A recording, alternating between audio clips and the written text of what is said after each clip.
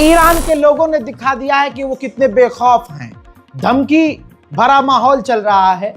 America कभी भी Iran पर हमला कर सकता है। ईरान के अंदर आतंकवादी हमले हो रहे हैं।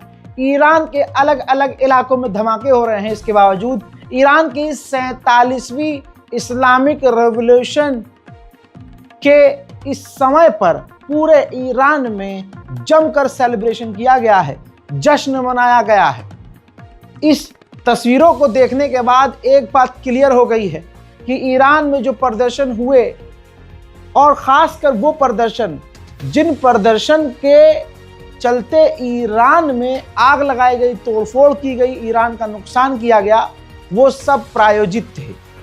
दोस्तों, ईरान के लोग आज भी अपने मुल्क के साथ, इस्लामिक रेवोल्यूशन के साथ खड़े हैं। चंद तस्वीरें आपके सामने।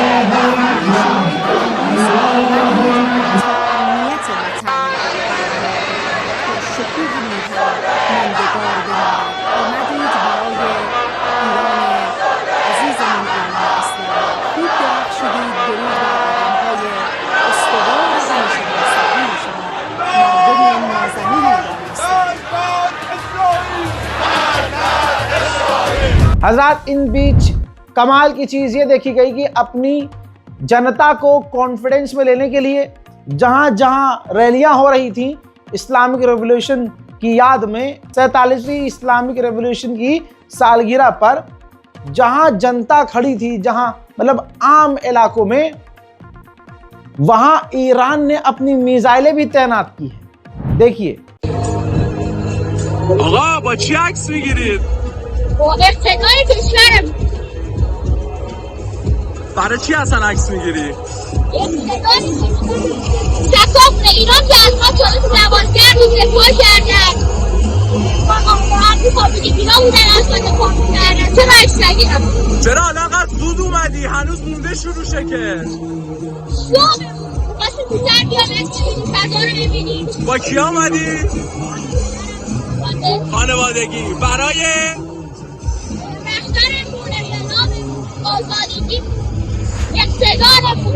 हजरात, भारत की एक गूखोर, पैखाना टट्टी खाने वाली है भीड़, और उसका जो है फर्जी 56 इंच की छाती वाले से, नकली लाल आंख वाले से बहुत गहरा कनेक्शन है। जो इजराइल के लिए नाचता है, अमेरिका के लिए नचनिया है। हाँ, बहुत गहरा संबंध है। आइए दोस्तों, अंध भक्तों के मुंह पर तमाचा जड़ते हैं। ये देखिए, 47वीं इस्लामिक रेवोल्यूशन के इस मौके पर भारत के विदेश मंत्री माननीय जयशंकर ने एक फोटो पोस्ट की है ईरान के विदेश मंत्री के साथ, और मुबारकबाद दिया है ईरान को, जहां हिंदू समुदाय मुसलमानों से नफरत करता हुआ नजर आ रहा है। यहां तक कि कोई मुसलमान हो, कोई भी मुस्लिम देश हो, बिना किसी वजह बस नफरत करेंगे, और उस नफरत का जो रिजल्ट है वो चाहेंगे कि वो तब्दील हो जाए चुनाव में और मोदी जी जीत जाएं।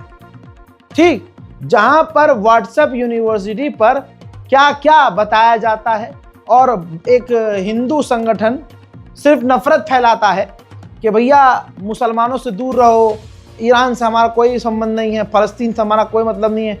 भाई इंटरनेशनल प्लेटफॉर्म पर हमारी मिनिस्ट्री ऑफ एक्सटर्नल अफेयर फ़िलिस्तीन के साथ भी खड़ी है, यही मोदी सरकार ईरान के साथ भी खड़ी है। भाई ईरान बहुत बड़े लेवल पर खेल रहा है। ये जो 47वीं वर्षगांठ मनाई गई इस्लामिक रेवोल्यूशन की, ये खास तस्वीरें, खास मलबे लगाए हैं।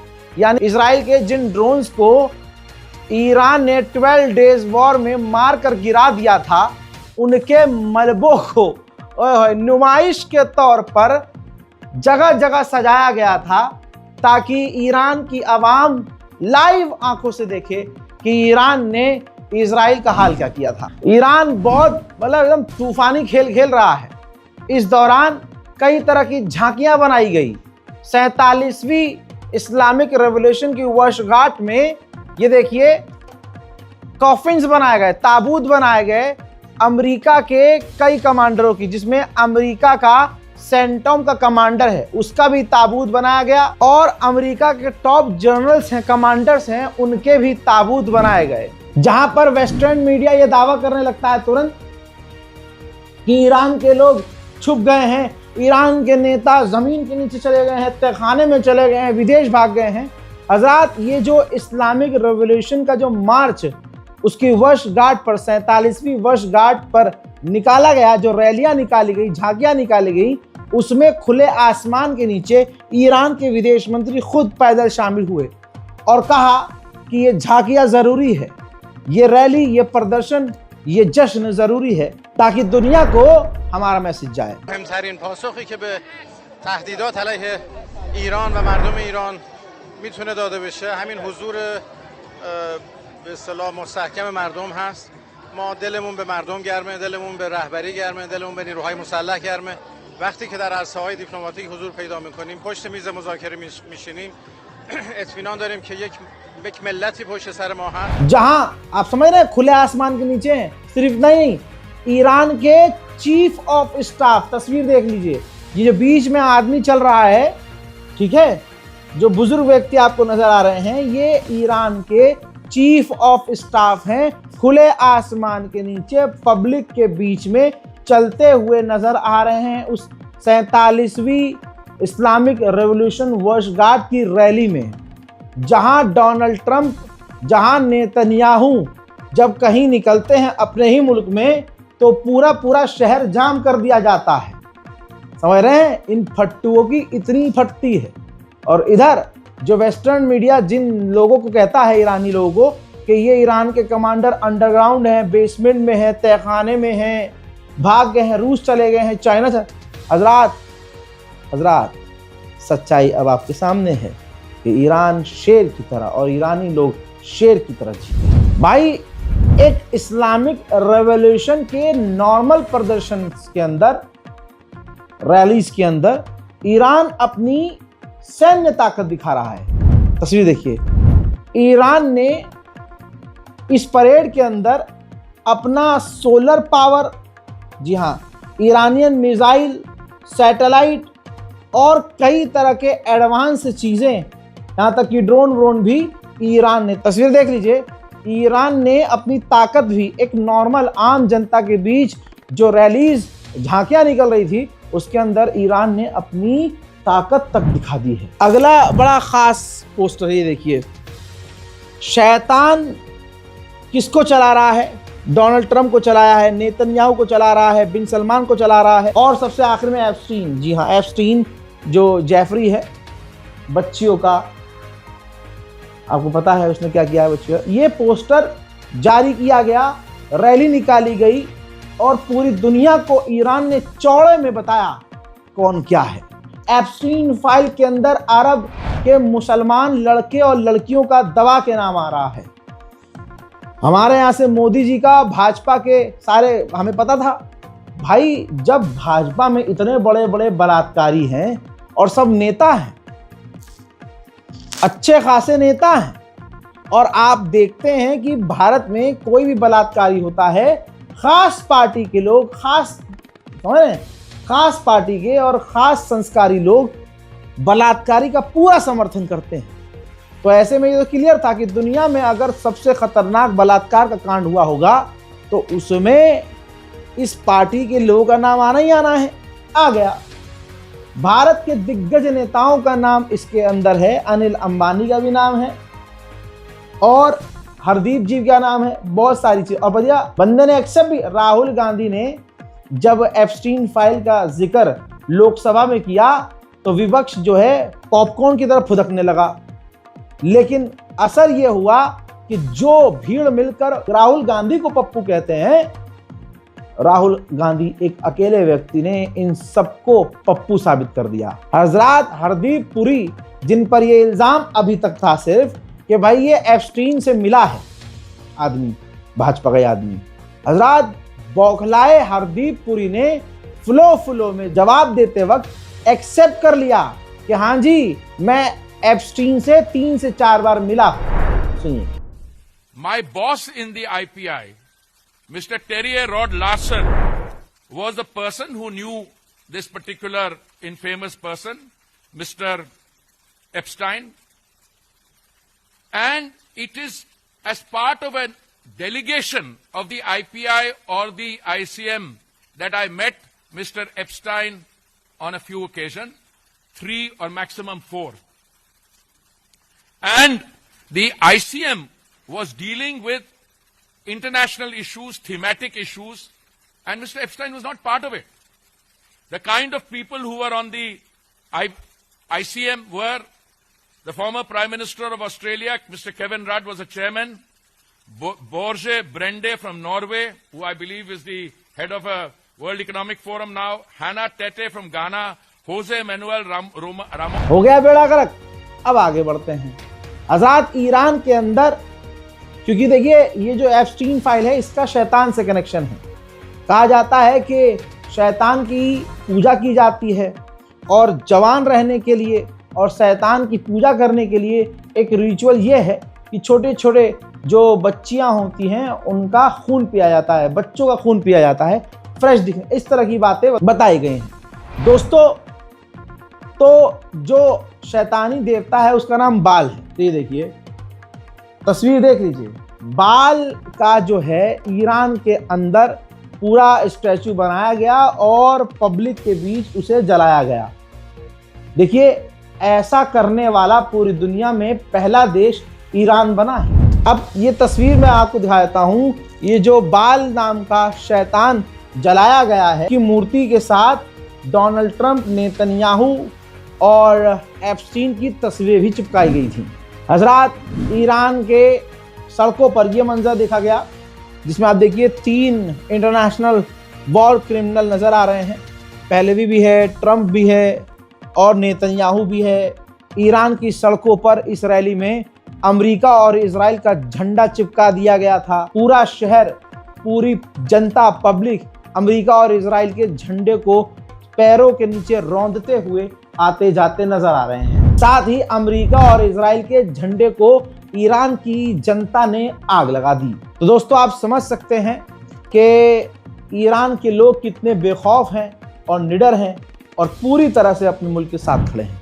हजरात, ईरान की सड़कों और गलियों पर ये देखिए भाई, इस रैली के अंदर जहाँ जहाँ ये रैली गुजरी है ईरान की, वहाँ पर सड़कों पर, खंभों पर डोनाल्ड ट्रंप और नेतन्याहू के पुतलों को लटकाया गया। हजरात, सड़कों पर रैलियों में ईरान के सुप्रीम लीडर के एडवाइजर भी थे।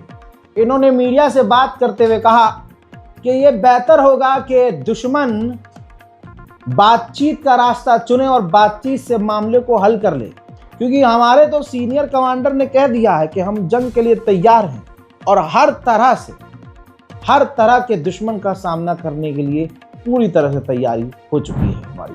हज़रात, उधर ईरान के राष्ट्रपति ने इस दौरान ईरान की आवाम से माफ़ी मांगी और कहा कि हमारा सिस्टम फेलियर है, मैं फेल हुआ हूँ, जिसकी वजह से आप परेशान हुए और आप सड़कों पर आज उतरे हैं और प्रदर्शन कर रहे हैं। इसमें आपकी कोई खता नहीं है, गलती मेरी है, लेकिन मैं वादा करता हूँ हम लगातार काम कर रहे हैं और बहुत जल्द परेशानियों को कम करने की कोशिश की जाएगी। उधर अमेरिका के पेंटागन ने दूसरे झुंड को, जिस झुंड में अमेरिका के एयरक्राफ्ट कैरियर हैं और भी, उनको भी आदेश दे दिया है कि ईरान की तरफ रवाना हो। पहले ही अमेरिका ने ईरान को अपने एयरक्राफ्ट कैरियर और डिस्ट्रॉयर और air defence system, missile system से, ड्रोन से, फाइटर जेट से घेरा हुआ है। और अभी और उसने आदेश दे दिया है भैया और एयरक्राफ्ट कैरियर भेजो और टैंकर भेजो, और ईरान की जो चारों तरफ अपनी नजर है पैनी बनाओ। IRGC के टॉप कमांडर ने कहा कि अगर जंग छिड़ गई तो इस बार सीज फायर नहीं होगा। ये ताना मारने की कोशिश की है IRGC कमांडर ने जब ईरान ने 12 डेज वॉर में इजराइल को बजाना शुरू किया, तो इजराइल ने अरब देशों से ईरान को मैसेज भिजवाया था कि हम सीज फायर चाहते हैं। वहीं उसी बात को याद करते हुए ईरान के कमांडर ने खेल खेल दिया और कह दिया है कि इस बार सीज फायर मुन्ना नहीं होगा।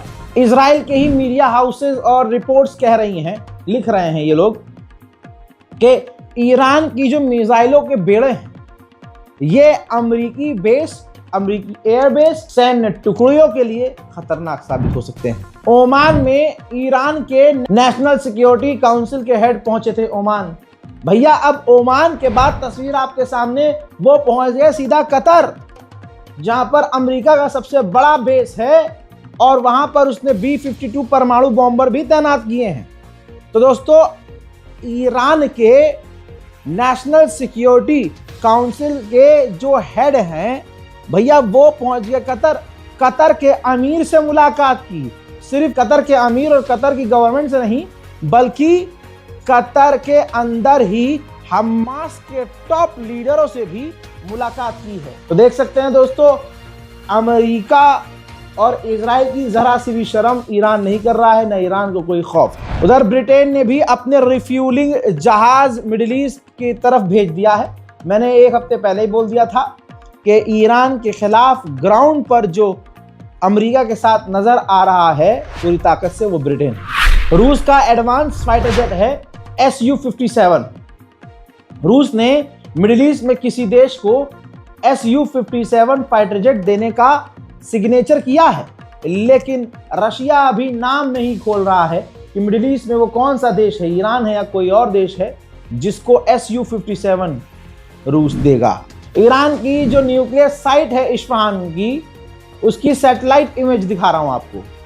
ईरान ने उस इस्फहान में मौजूद अपनी न्यूक्लियर सैटेलाइट को, न्यूक्लियर फैसिलिटी को पूरी तरह से ढक दिया है। मेरे दोस्तों, नेतन्याहू अमेरिका में है और लगातार डोनाल्ड ट्रंप को मनाने की, अपनी बातें समझाने की कोशिश कर रहा है।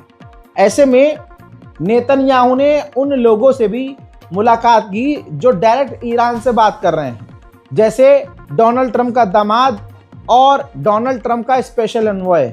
उन दोनों से भी, जी हाँ, नेतन्याहू ने मुलाकात की है और नेतन्याहू अलग से डोनाल्ड ट्रंप पर प्रेशर बना रहा है कि ईरान की मिसाइल साइट्स पर हमला करो और बातचीत में ईरान की मिसाइल्स को शामिल करो। हजरात, 3 घंटे मीटिंग चली बंद कमरे में नेतन्याहू और डोनाल्ड ट्रंप के बीच में। उसके बाद डोनाल्ड ट्रंप ने मीटिंग के तुरंत बाद सोशल मीडिया अपने ट्रुथ पर जो ट्रुथ पोस्ट है उस पर एक लंबा चौड़ा बयान जारी किया, जिसमें शॉर्ट में कहानी ये है कि मीटिंग के बाद, नेतन्याहू और ट्रंप की मीटिंग के बाद, इन्होंने ये लिख दिया कि ईरान बातचीत करे, डील करे, वरना हम ईरान पर हमला कर देंगे। ईरान के विदेश मंत्री भी अब खुलकर बोलने लगे।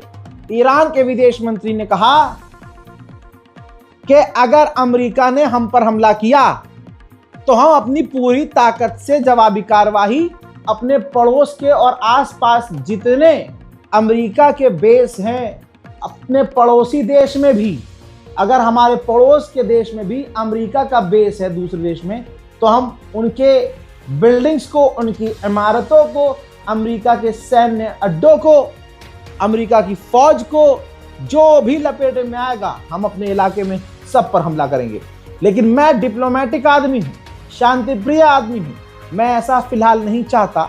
मैं चाहता हूं कि बातचीत के जरिए कोई रास्ता निकल जाए। वहीं फ्रांस ने बड़ा ऐलान किया। फ्रांस ने कहा जो ईरानी ईरान से अपनी जान बचाकर हमले के खौफ से या किसी और वजह से फ्रांस आया हुआ है या आना चाहता है, हम उनके वीजा के ड्यूरेशन को बढ़ा रहे हैं, एक्सटेंड कर रहे हैं। रिपोर्ट ये आ रही है जो रोंगटे खड़े कर रही है कि जैसा वेनेजुएला के साथ अमेरिका ने किया, ट्रंप वैसा ही ईरान के साथ करना चाहता था।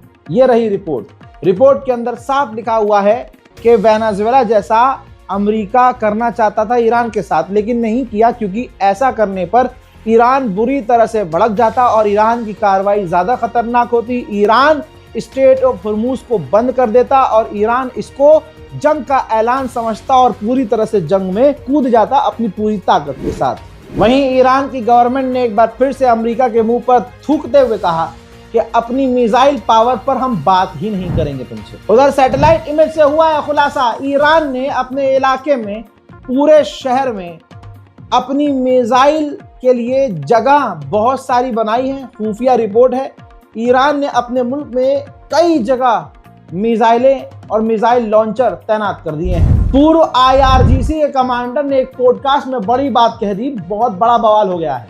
उन्होंने कह दिया कि सऊदी अरब के पास परमाणु है और इस बात की जानकारी अमेरिका को भी है। दोस्तों, ईरान स्पेशल रिपोर्ट में फिलहाल के लिए इतना ही। चैनल को सब्सक्राइब कीजिए, अपनी राय कमेंट में लिखिए, वीडियो को शेयर कीजिए, दुआओं में याद रखिए। जय हिंद।